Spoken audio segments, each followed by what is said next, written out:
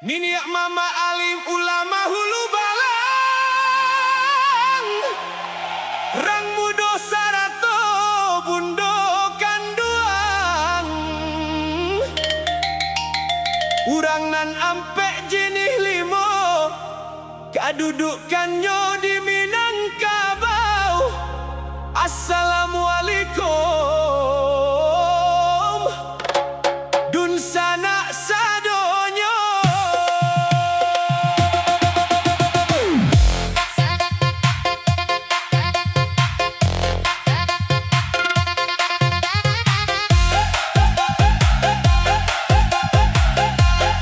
Selalu ado detapun ado Bakain panjang tigo halai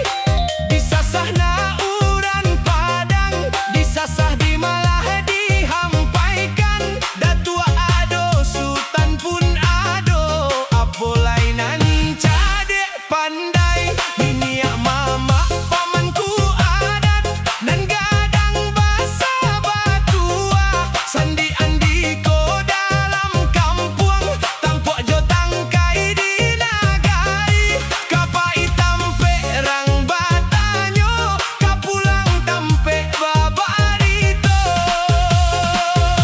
Bakayu gadang di tengah koto Baure balimba gomatan Badahan cupa jo gantang Barantiang bari jo balabe Badaun rimbun jo adat babungo Jo putih babuah katonan bana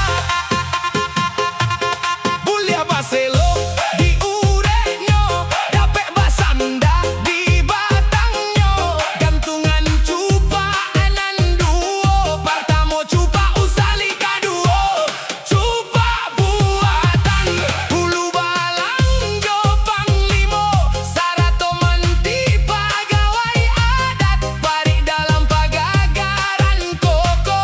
Urang nak jadi jando kio Tahu sarato pandai Tahu dirantiang Kaman cucu tahu di dahan kamahimpo Sarato rangge kamanyanggo Paham jokie kato bayang Takile ikan dalam aie Ikan takile jalo tibo Lah tentu jantan batinonyo Santan di rumah lah barame Angkunan tuo alim ulama jadi pandai Bila maulana jo tuangku Sarato imam dengan katib Kurang arif bijaksana Tagak nyorintang bapi tua Duduk nyorintang baca min kitab Tahu dihalal dengan haram Sarato sah dengan batil Palito nyalo maso di dunia Bendangnya sampai ke akhirat Nan mudo salendang dunia Capek kaki ringan tangan Capek indah pana ruang Ringan tangan indah pamaca